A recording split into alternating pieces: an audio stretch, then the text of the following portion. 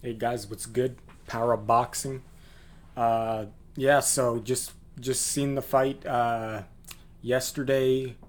Uh, Anthony Joshua, of course, versus Andy Ruiz, and wasn't at night. It was in the daytime because it was in Saudi Arabia. So maybe some of you couldn't see it live because you were working or whatever. But yeah, it was at like 4 p.m. in the Eastern time for me. I'm near Toronto, so. But yeah, it was the rematch, highly anticipated, and it was a boring fight. It started off like it was going to be a good fight because Anthony Joshua likes to trade as well. He When he gets hit, he likes to battle back, but he stuck to his game plan, and you can't blame him for that. But the guy ran too much, in my opinion. He was using the jab very good. The foot movement was good, but the activity wasn't there. He was running way more than he was punching. In my opinion, for it to not be running, like some rounds it was boxing. He was boxing well, but other rounds he was just running.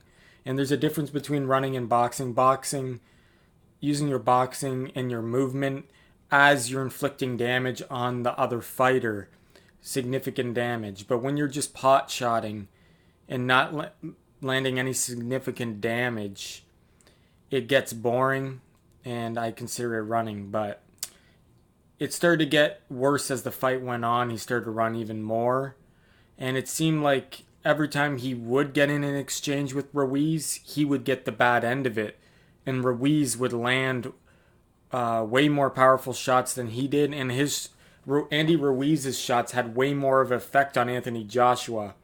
So if he did trade with Ruiz, he would have gotten knocked out. It was clear to see every time he exchanged with this man, he was getting hurt, and that's why he stayed on his bicycle. And I'm not saying some of the rounds he was inflicting damage with his jab and stuff, but this is prize fighting, this is entertainment, and he made it more like a sparring match, trying to work on his foot movement and his using his legs instead of actually entertaining the fans. So you can't blame him. He doesn't want to get knocked out, right? Because every time he was exchanging with Ruiz, he was getting the worst of it. You could see that clearly in the short range and middle range that he was trading. He was getting hurt, so he had to stay on the long range and use his movement.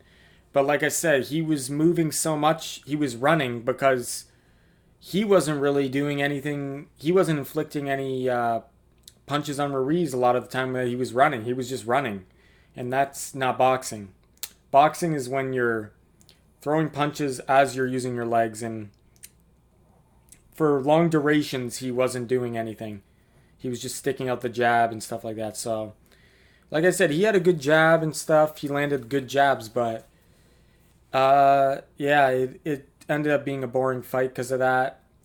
And I just can't see him beating Deontay Wilder like that. Can't see him beating uh, Tyson Fury like that, and I can't see him beating Luis Ortiz like that. Uh, yeah, so Eddie Hearn was saying at the end of the fight, "Oh, he's the king. The king is back. He's the best in the division." All that kind of stuff, and he clearly isn't the best in the division. It was clear to see that he was trying to prop up Anthony Joshua. His performance wasn't that good, in my opinion, but obviously the British sportscasters, the commentators, because since they're British, right, they're all praising him for his box. Oh, he put on a boxing clinic, but in my opinion, no, he did not put on a boxing clinic. Uh, in my opinion, what Luis Ortiz was doing to Deontay Wilder a couple weeks ago, he was putting on a boxing clinic on Deontay Wilder until he got knocked out. That's a boxing clinic. That's boxing. he is using his movement, his all his skills, and he is landing damage on the other fighter as he is using his boxing skill. He is not running. And sure, you could say Deontay Wilder wasn't really throwing that many punches in that fight, but he was still staying in range. And we know with Deontay Wilder, it only takes one punch. And, for him, it's not about, even though he's not as active sometimes, and you could say, oh, Deontay Wilder's boring sometimes because he's not throwing that much and he's getting outboxed, but he's waiting for that right moment, the right timing to land that shot. And I think Joshua was just pot shotting and trying to survive. That's what it looked like. And I think Deontay Wilder tweeted that he was just trying to survive. So, yeah, obviously he stuck to the game plan, and that's what Joshua needed to do to win, to be honest. So he did the right thing. But as a fan and for entertainment purposes, it was boring. And he, you could say he boxed. That's boxing, but really, I call it running for most of the part. He was running for a lot of that fight, in my opinion. He was using good movement, but like I said, you can't just use movement. You gotta use your arms too, not just your legs. And he wasn't using his arms enough, so I call that running. And but like I said, he probably would have gotten knocked out if he traded with Ruiz, or if he tried to inflict more damage on Ruiz. Because when you throw, you're open, and every boxer knows this. The more aggressive you are, the more punches you throw, the more opportunities the other guy's going to land a punch on you, because your hands are away from your face. You know what I mean? So anyway, boring fight. Was expecting a bit more. It looked like it was going to be a good fight. Like I said, at the start of the fight, Joshua was boxing, but he looked like he wanted to engage at some parts, but then he kept on getting hurt in the exchanges and getting the worst of it, so he stopped all that and just fully went on his bicycle. So, yeah, I don't know, I still, he obviously won the fight because he landed more shots than Ruiz did, but who landed the hardest shots? I would say Ruiz landed the hardest shots. But like I said, he was on his bicycle, and Ruiz doesn't have the fastest legs to cut off the ring, right? He was applying decent pressure, but like I said, his legs aren't that fast. His hand speed's good, but not his foot speed. But yeah, just a lackluster fight performance. Andy Ruiz was trying, but Anthony Joshua just didn't want to fight. You know what I mean? And in the last round, he stood in the middle of the ring. He said, come on, let's fight, let's fight. I think in the last 20 seconds of the round 12, and Anthony Joshua started running even more. So, guy didn't want to fight. We'll see what happens from here. But I think Andy Ruiz, maybe he shouldn't have put on that much weight. He would have maybe did better if he cut some weight. If he knew, he should have knew that Anthony Joshua was going to be on his bicycle like that. But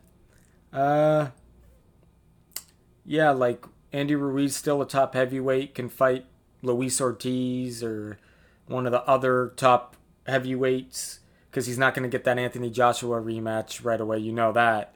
And that's what's bullshit about boxing. They don't give the guy who's not the cash cow, if he wins, they never give him the rematch. If he loses the second fight, we've seen it many times.